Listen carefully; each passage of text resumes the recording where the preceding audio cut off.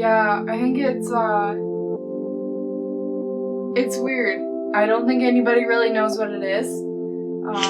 It's a big, bad, scary term, I think. Hereditary pancreatitis sounds scary, and it is scary. Hi, I'm Lauren Miner. I'm from Alberta, Canada.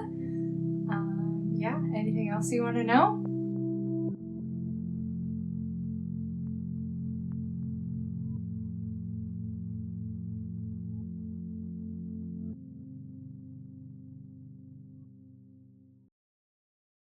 So I'm 20 years old.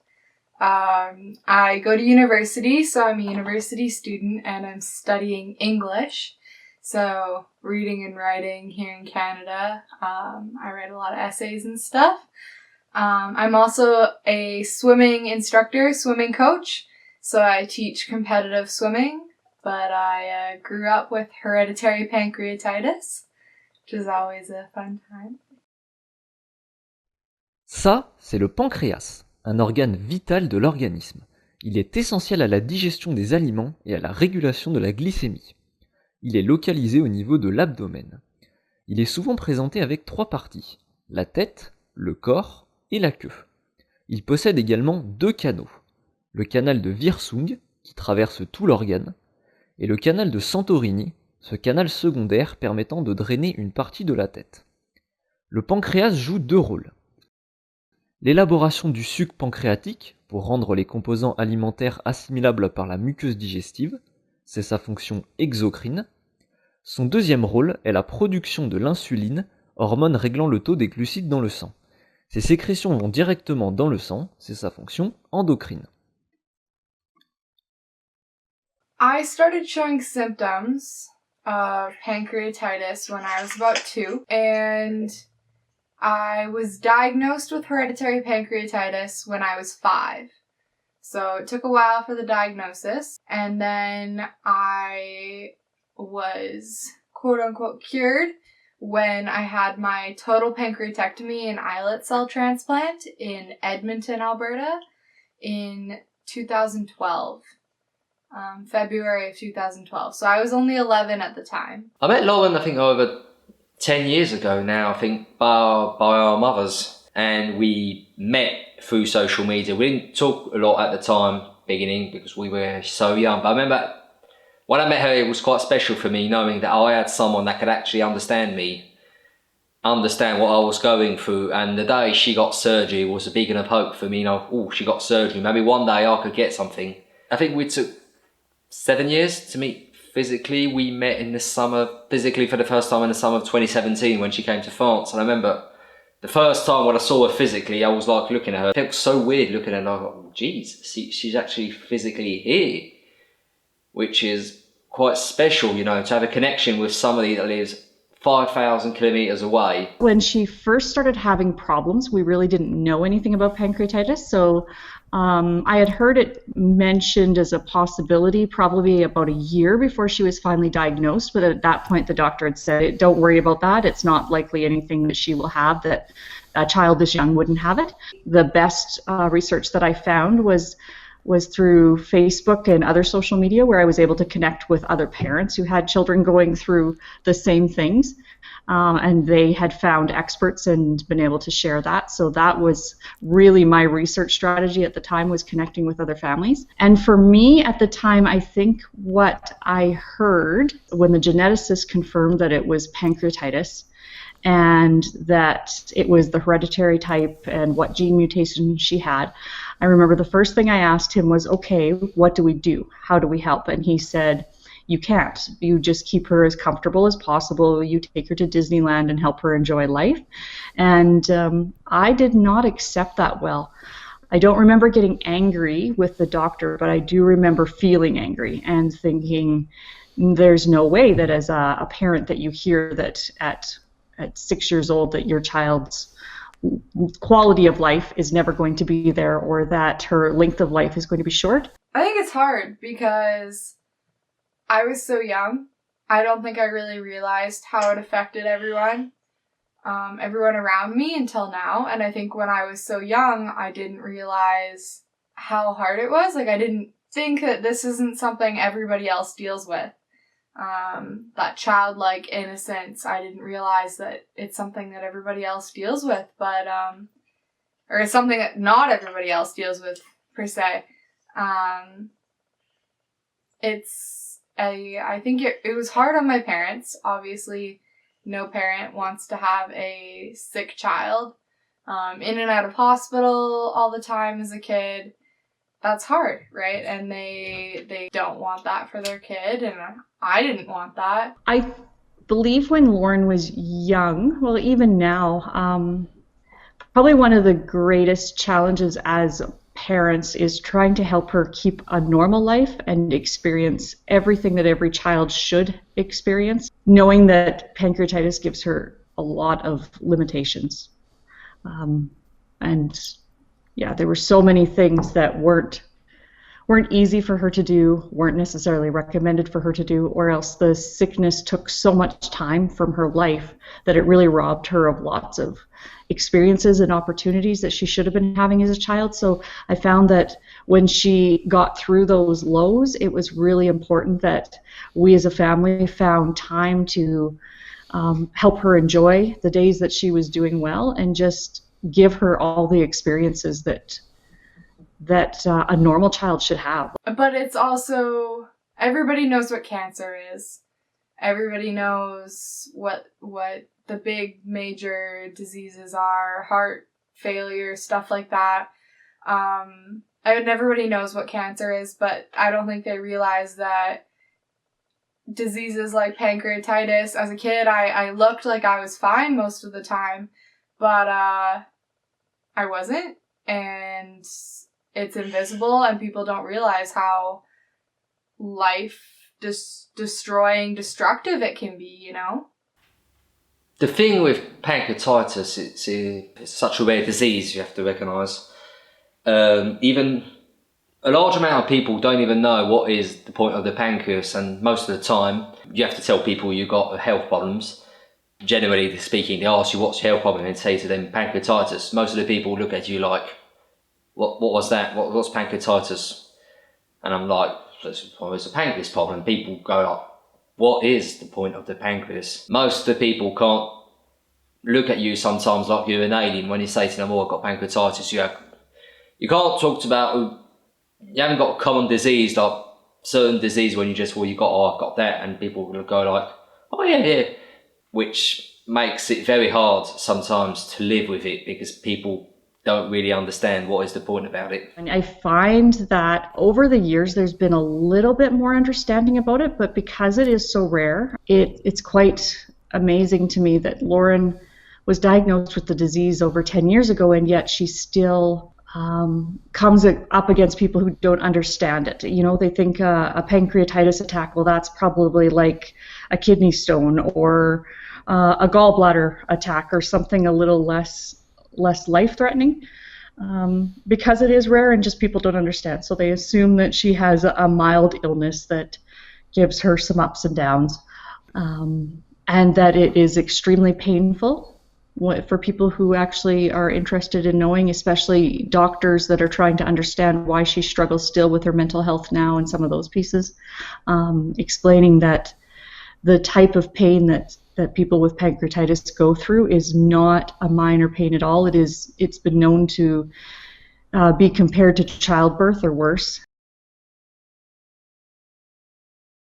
La pancréatite chronique héréditaire, aussi appelée PCH, de même que la pancréatite chronique de l'adulte, PC, se caractérise par une destruction progressive du parenchyme pancréatique associée à une inflammation continue. Toutefois, elle s'en distingue en touchant plusieurs générations ou au moins 3 membres d'une même famille et en se manifestant souvent dès l'enfance, avant 5 ans, par des douleurs au ventre. Les poussées peuvent être extrêmement douloureuses. Elles peuvent nécessiter un recours à la chirurgie et le maintien d'un régime approprié. Par la suite, plusieurs mutations géniques ont été reconnues et ont permis de proposer une hypothèse expliquant la maladie. L'enzyme produit, résistant à la dégradation, détruit progressivement le pancréas. Sad. The soul is hurt, hiding behind the holes in her shirt. Sometimes the pain leaves burns, mood swings take turns. shaking and crying, wondering and whying. How could this happen when I keep trying? Am I dying? Tears flood her eyes, as if she has unraveled all of the ties. I don't want the body used just to collect flies. It's just hard sometimes. Worrying unconditionally might never go away. Sadness in my soul looks like she's here to stay.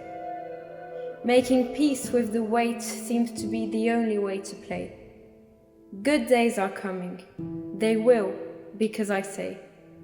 Good days will find me as I keep working, trying not to fray. My depression, according to my doctors, we're still working on it, but has developed into a type of bipolar disorder, so bipolar 2 disorder, which means I'm mostly in low depressive states, and then I get hypomania episodes where I get a lot of energy, but I'm mostly in these low depressive states. So it's really similar to just treatment-resistant depression. And then my doctors really believe that this has started because of the trauma that my illness caused as a child. So they're relating it to post-traumatic stress disorder and relating it to the trauma that I experienced as a child, being sick all the time and having a life-altering surgery, you know? Like, not every kid is told that they're not going to live to see their 20s, right? So I think it's difficult, and yes, I struggle with mental illness. It's been an ongoing battle. I've tried so many medications, and I'm still trying to find the ones that work for me. And I've been doing constant therapy and work with counselors and group therapy and group counseling, and I'm really lucky to have such a great support system around me of people. But it's hard. It's really, really hard. And again, it's something that everybody else can't really see, and it's not talked about. Overall, she's always inspired me and always helped me stay up. The fact that I was always been thinking, Lauren's been through a lot more, a lot worse than me. Be strong, be brave. She's seen worse and she's still here, so. Well, it really goes back to, even though she's been diagnosed with many different forms of depression and mental illness, those are, I feel, diagnoses based on her current symptoms of how she's doing, and it really goes back to the initial diagnosis of complex post-traumatic stress disorder, where it all changed for Lauren. Well, it was already starting to change when she was young, and she was dealing with not being like other children and in and out of hospital and having chronic pain like that. It changes your brain and it changes your chemical makeup. Yeah, it's hard. It is. I'm not gonna sugarcoat anything. I'm not gonna make anything sound better than it is. I struggle with a lot of motivation in school, focus. I've been really, really lucky to have such great support people around me. My parents are super, super supportive and amazing, and so is my brother. Everybody around me, really. All my friends. I'm working on finding the little happy bits in every day, and working on doing things I love, like traveling and working with kids and telling stories and reading and writing and stuff like that. So I think one of the really important things is not trying to pretend that we understand, but always being open to hearing about it and trying to understand. So we really, really keep the communication lines open, and we've been very fortunate that we have a strong relationship, and Lauren is comfortable telling us that she's having a bad day. Communication is definitely the biggest one, and not having any judgment, not expecting that we can step in and fix things, because we know this. Lauren is an adult, and she's a very capable adult who can make great decisions when she has the capacity to do so. So it's just being there for her as she gets through those. Une personne atteinte de la pancréatite doit donc avoir une bonne hygiène de vie. Pas d'alcool ni de tabac, qui affaiblissent l'organe et peuvent être à l'origine de poussées douloureuses, voire de cancer, et pas de régime trop gras. En cas de crise, un traitement à l'hôpital est parfois inévitable.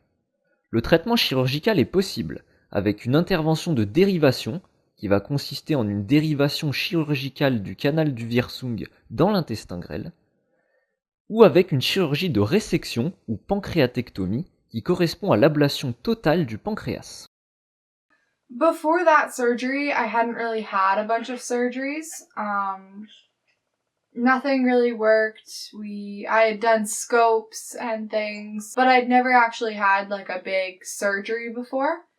And then when I did have my big surgery, I had a lot of complications. It was a big deal. It was, I think, around 12 hours, altogether. It was a really long surgery, so they took out my pancreas, spleen, gallbladder, and duodenum.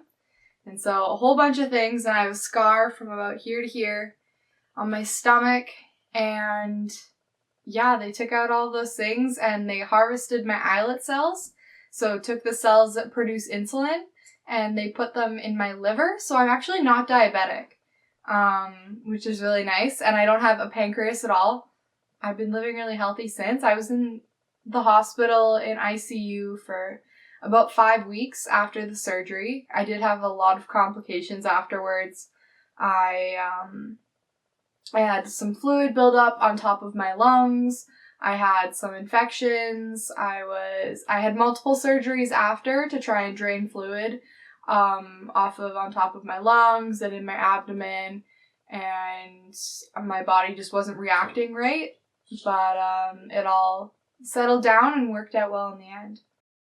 Invisible diseases are such a huge challenge in our society in general. It's interesting because I feel as though Lauren spent years trying to get people to understand that she was suffering with her pancreatitis, whether it be teachers or friends or even doctors that we would see in an emergency room. And yet she says the fight to get people to understand mental illness is another challenge altogether, because there isn't a blood test there that will prove that there's a problem, or there isn't lab work of some kind that confirms a genetic abnormality. So I see that there is a range of challenges within that invisible illnesses, but I think the most important thing is talking about it. We have to be open. Something that our family has really worked to do is overcome the stigmas, overcome the feelings of what if people judge and think that some of these things that we've been the cause of, or it's normal, and we all need to be talking about it more, so we bring those invisible illnesses to light and people recognize that they're there, because they just stay invisible if we don't talk about them. Invisible diseases are such a common, well, really is a common subject these days, but they're still looked upon like bad things when it's about depression. Depression's still badly seen. Invisible diseases are a real challenge that people need to start going up to, accepting that sometimes it's not because it can't see it that it doesn't exist, and you need to be more comprehensible and helpful towards those that need to be helped. I don't know what the future holds. I don't like limiting myself to a box of what it holds. I feel like every day I'm just rolling the dice and going with it, but I hope it involves a lot of adventure. I want to travel anywhere and everywhere. I mean, obviously the dream would be to park myself on an island and surf all day and write all night, and that would be amazing. I'd love to be a writer. I'm published in my university magazine, I think 3 or 4 times. I'm a published author in there. And right now I am a storyteller for the public library here. And so maybe I'll end up in education, maybe I'll end up as a writer. I'm currently working on a short story for kids. Like, I don't know what I'm gonna end up doing. But I really hope it ends up in a lot of adventure and a lot of fun, because I think if invisible illness has taught me anything, it's that you're not promised tomorrow, and you're not promised anything. So seize the day, go for it, and do what makes you happy, because there's really no time for anything else. You look good. You look healthy, she said. I didn't know what to say.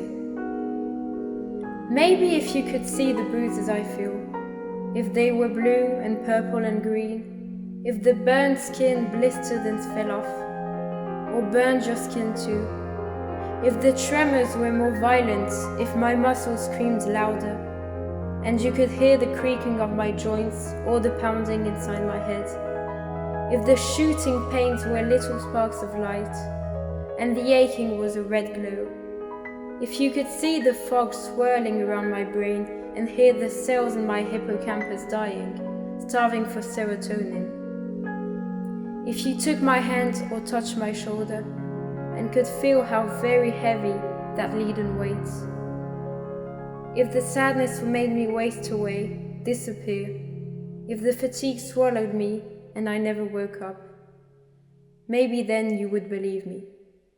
Wouldn't you? It doesn't look like it's gonna get better, and I'm not gonna tell you that it gets better, because I don't know if I believe that myself. But you can't quit, and you can't stop working, and just because you are set back in a certain way, if that's a physical illness, if that's a mental illness, it doesn't mean that you're lesser. It doesn't mean that you can't do things. And you don't have to try and keep up to everyone else. And I think that's something I personally forget a lot. And I try and keep up to everybody else, and I burn myself out, and I just end up getting more sick. But you don't have to keep up with everyone else. Just do you. Enjoy the day. Live for adventure. But take care of yourself first. And you may not be the representation that you want to see. No one can see what you have. With pancreatitis, no one saw. I was just the weird diseased kid. As in elementary school, people used to call me the diseased kid. It was weird. But I think just don't stop fighting.